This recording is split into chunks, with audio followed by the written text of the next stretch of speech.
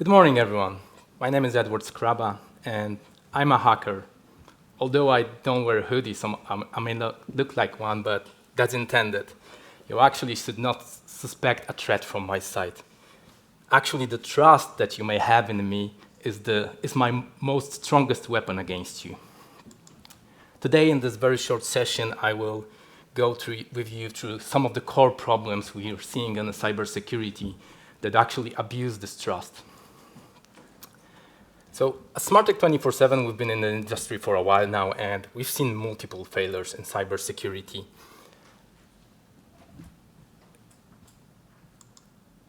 The failures are gathered about some of the problems that we're seeing, the core problems. The first of this problem is a problem with trust. This is a trust that some boundaries can't be bypassed, that there are some security controls in the environment that they are working as they're supposed to be, and that's enough to protect you. Multiple times I've heard explanations from organizations like, we have enterprise firewalls in place, or these assets are not in public internet, they're not in DMZ, so they're not that risky. Another problem is a false sense of security, that the security controls and provided by third-party vendors and the solutions and the tools we use are actually secure and they are working as expected. But just yesterday, I had a query from a customer if that malicious activity they've detected on the 3rd November was related to a penetration test. And I was like, well, yeah, but what the heck? Why are you asking me this 3 days later? You should actually prevent it on the very moment that you've detected it. And then ask questions. So yeah, detection is not prevention. You got to remember that. Or one of my favorite examples, when we're doing a phishing assessment, there's always some clever guy that replies to a phishing email with something like, in your mind, I know it's a phishing, I'm not getting fooled. 3 hours later, we get credentials from his colleague who clicked that link and entered that credentials on that spoofed website. Where's the reporting in that process? Why you didn't share that information of that campaign with your colleagues? We don't need to look far to see that those that we trust to take security seriously have failed, like SolarWinds and their password SolarWinds123. Last but not least problem is related to lack of visibility, but I don't just speak about the problem that you're not monitoring some of the assets in your network because you can install an agent on a router, on a firewall, or a switch. I'm speaking about the attack surface, the whole attack surface, different types of assets, domains, identities, SaaS platforms. You got to remember that cloud-based solutions are just software on someone else's computer. It is your responsibility to make sure those systems are secure. Don't just trust in those vendors, in those providers. Also, there are different paths to navigate in your environment, different communication channels. Those are also part of the whole attack surface that you need to monitor, you need to be aware of in order to find out, because when we put those puzzles together, we can find an attack vector that may be abused. To give you some examples of those problems from our assessment, so we've been doing a penetration test for a web application once. We've managed to compromise that web application, and we also managed to actually bypass web application firewall provided by AWS. An unfortunate series of events have led to that situation. First, the vendor have developed an application with security vulnerabilities. This is a common scenario. But the security issues were easy to be discovered on a development environment because of debugging enabled and so on. That development environment shouldn't be available on the public internet, and at least that's what the vendor thought. Instead of implementing security directly on those vulnerabilities, the vendor decides to integrate a web application firewall to mitigate all the possible attack vectors in one place. It's a clever approach from software development, but from security, it creates a single point of failure. But yeah, there's AWS web application firewall that provide the capabilities, and obviously AWS is a known vendor. They have a bunch of security guys who know their job. They've designed the web application firewall with industry standards like HTML, WC3 organization, and with the best guidelines from security like OWASP Top 10. In the meantime, Mozilla develops a non-standard feature in their Firefox browser. This feature extends the specification of HTML, which actually creates an additional vector, additional path in the environment. AWS is not aware about this, so they don't include the proper rules in the firewall. In the end, we were able to target that new feature on the Firefox browser to attack the production version of the web application. The problem that I mentioned is that the owner of this application trusted that the web application firewall is up to its tasks. And also, they trusted they're seeing everything in their environment, but they didn't show that access to the development version of the website, which allows us to easily discover those security issues. In another example, we were able to bypass an industry-leading anti-phishing solution. And that's not because of any security issues within that solution, but because how it was integrated in the environment. So the victim was hoping that the anti-phishing will prevent all the phishing email, if not all emails to their mailing servers. Unfortunately, we were able to discover an alternate path, an alternate route to that mail server that allows us to go around that anti-phishing server and simply deliver the phishing email. Neither the anti-phishing provider nor the mail provider is aware how the end user integrates different systems in their environments to work together with each other. So nobody here was able to predict there will be some security issues. And just for the record, if anyone this is an ongoing problem that I'm seeing many times. So if anyone got similar architecture, especially on Office 365, I'm happy to discuss all the details after the presentation. Another example where we've seen a failure from a mail service provider that affected actually all of its customers. So the mail service providers suggest a configuration for their users for the SPF records. SPF is a sender policy framework. It's a security control that's supposed to prevent an unauthorized server to send email on behalf on a victim domain. So the vendor has this security recommendation on their site, and this recommendation actually asks to trust all the servers, all the IP addresses from that provider to be trusted.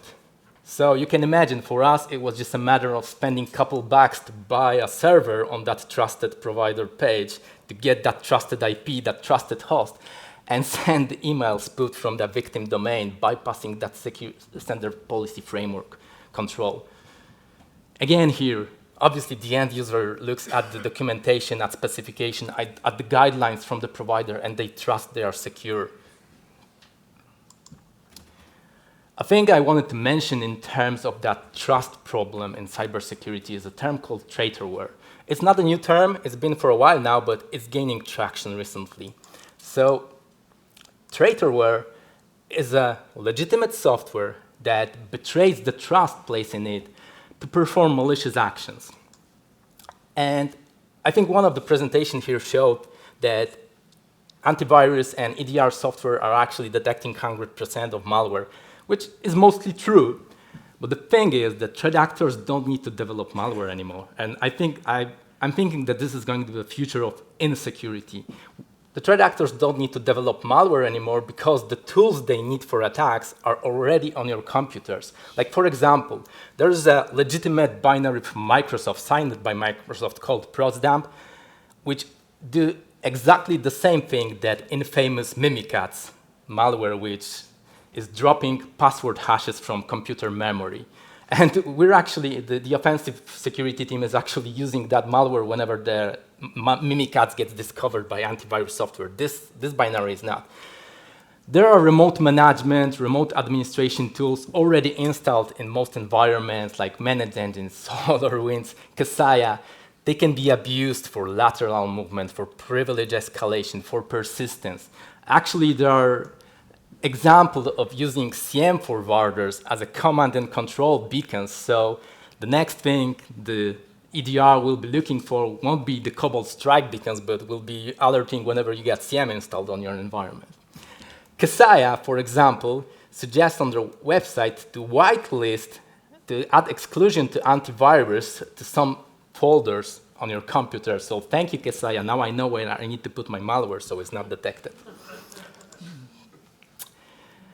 When we thought about the root cause of those problems, a concept from a software development comes out to our mind. A difference between the unit test and integration test. So the unit test is about to verify that some feature, some unit works as it was designed. In an integration test, we check how the different units work together with each other. So when we put that concept in the cybersecurity, we can see the cause. So in more or less complex system, different units, different components may be tested and reveal they are secure. However, if we take a wider look at the whole environment, how it operates together, how the units work with each other, how the information is processed, the same information by those different units, an insecurity may be revealed. I'm seeing a lot of issues in security being overlooked, like we're looking for a sophisticated malware, 0 days, all those fancy common techniques, but from our experience, there are two most common attack techniques that actually allows us to compromise the environment. Lack of SMB signing, which leads to relying attacks in the network. It's over 50% of vulnerabilities in every Active Directory we see. But it's a medium severity issue, at least reported in the CVSS scoring system, so people are not looking into this. They're looking toward critical, maybe high severity issues. Password reuse. It's so common, and I'm not just speaking about the reuse of the password by the organization user. So for example, we had a penetration test where there was a managed service provider account on that environment, and the managed service provider had other customers, which we've done penetration tests for. So when we discovered an account in the Active Directory with the name of that provider, we already knew the password. This is exactly the example of SolarWinds. And just to give some statistics to see that the attacks are not that sophisticated, almost 70% attacks happens through phishing, where this is a human or a system failure, as I show in the examples. The other attacks are related to the problem with the trust or the unseen paths and assets in your environment. So obviously, I will give you some recommendations how you can mitigate or at least minify some of the problems in your environment. Use a synergy of tools. Implement a mature, robust security program, because there is no silver bullet that prevents everything. You got to take the best of all those solutions and use that synergy to gain security. Don't trust in third-party providers. Verify them. Either include the solutions and technology you're implementing in your security assessment, or ask for reports from a security assessment where you have a second experienced pair of eyes take a look at those reports. Every attack is made of different phases. If you look at Mitre attack matrix, there's initial access, execution, privilege escalation, lateral movement. The actual impact happens at the end. If you implement security at each layer, at different layers, there is a higher chance that you will prevent the attack from being finalized and having that destructive impact on your environment. Do a threat modeling and assume a breach. Assume that some components of your system will fail, no matter how good you think they are in terms of security. Try to take a look how the environments, how the integrity of the security of your environments is looking when you assume some of your elements, some of your components will break. There's a practice and mindset type of this implementation, what you can do. So again, as said, implement a robust security program. Help your security team to develop a better detection rules. Apply threat intelligence, because the new threats are arising every day, every hour, actually. In your mindset, assume that you will be breached at some point. Even if you're doing a tabletop exercise, try to challenge and question everything. Ask yourself simple questions. What will happen when you get breached? How fast can you recover from it? Do you have an incident response plan? And I'm speaking about a paper document that you can put on your desk to actually go through it in a situation where your computers are encrypted by a ransomware. You actually can't do anything on that computer. Thank you.